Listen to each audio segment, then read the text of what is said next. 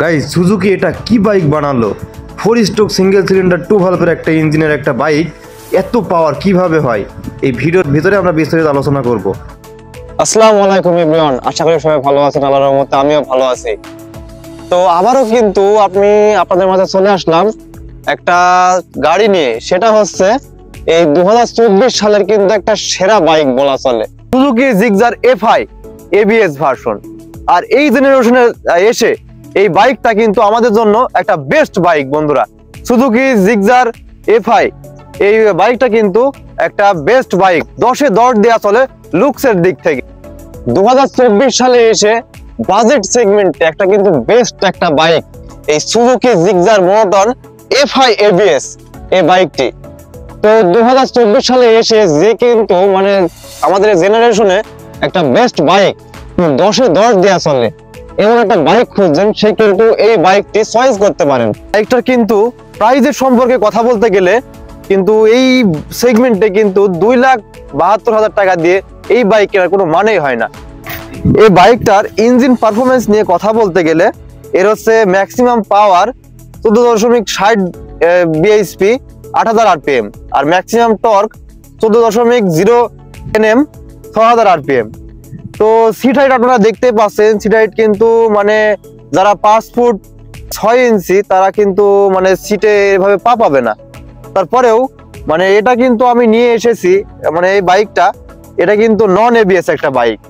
তো যাই হোক, তো বন্ধুরা এর কালার নিয়ে কথা বলতে গেলে কিন্তু এর কিন্তু 3টা কালার হয় বর্তমানে। এখন 3টা কালার চলে এসছে, একটা হচ্ছে রেড কালার, একটা ব্লু কালার, একটা কিন্তু ব্ল্যাক কালার।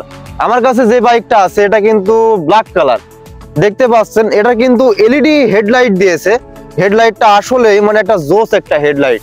তারপরেও এই যে একটা স্পিডোমিটার দেখাই, স্পিডোমিটারটা কিন্তু জাস্ট একটা ওয়াও একটা স্পিডোমিটার দেখতে পাচ্ছেন। এটা কিন্তু ডিজিটাল স্পিডোমিটার, সবকিছু শো করছে। এই যে তেলের লাইনটা, এই যে গিয়ার, সবকিছু শো করছে।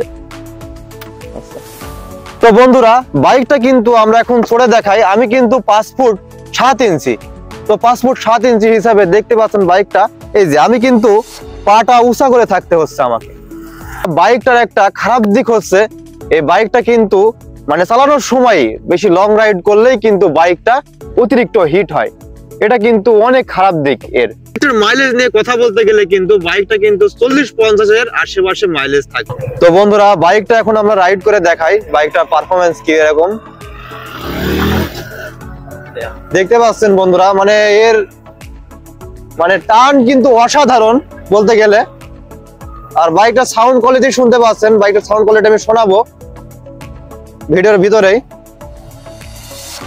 আর বাইকটা কিন্তু আসলেই আমাদের এই জেনারেশনের জন্য একটা বেস্ট একটা বাইক। তো যারা এখন নিতে চাচ্ছেন তারা অবশ্যই কমেন্ট করবেন। ইঞ্জিন নিয়ে কথা বলতে গেলে এটা কিন্তু FI ইঞ্জিন, আর এই FI ইঞ্জিন হিসেবে এর একটা সব থেকে খারাপ দিক হচ্ছে এর ইঞ্জিনটা ঠান্ডা করার জন্য এয়ার কুলার একটা সিস্টেম দিয়েছে, যেটা কিন্তু অনেক খারাপ দিক এই বাইকের। বিশেষ করে এই সেগমেন্টে 2,72,000 টাকা দিয়ে একটা বাইক কিনে সেটা যদি এয়ার কুলার একটা ইঞ্জিন হয়, সেটা কিন্তু খুবই খারাপ দিক।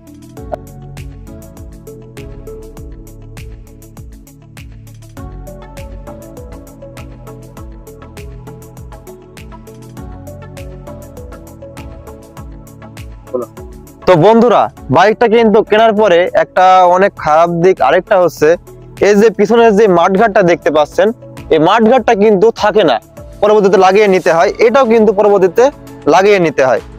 আর যেটা পাদানি দেখতে পাচ্ছেন এই সাইডে যে পাদানি যে গার্ডটা, এটাও কিন্তু পরবর্তীতে কিনে লাগিয়ে নিতে হয়। তো বন্ধুরা এর ব্রেক পারফরমেন্স নিয়ে কথা বলতে গেলে কিন্তু নন ABS বা ABS যেটাই নেন আপনারা, সেটাই কিন্তু একটা বেস্ট একটা ব্রেক সিস্টেমের জন্য।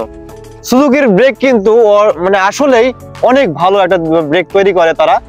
তো যাই হোক বন্ধুরা, আজকের মতো ভিডিও আমরা এখানে শেষ করে দিচ্ছি।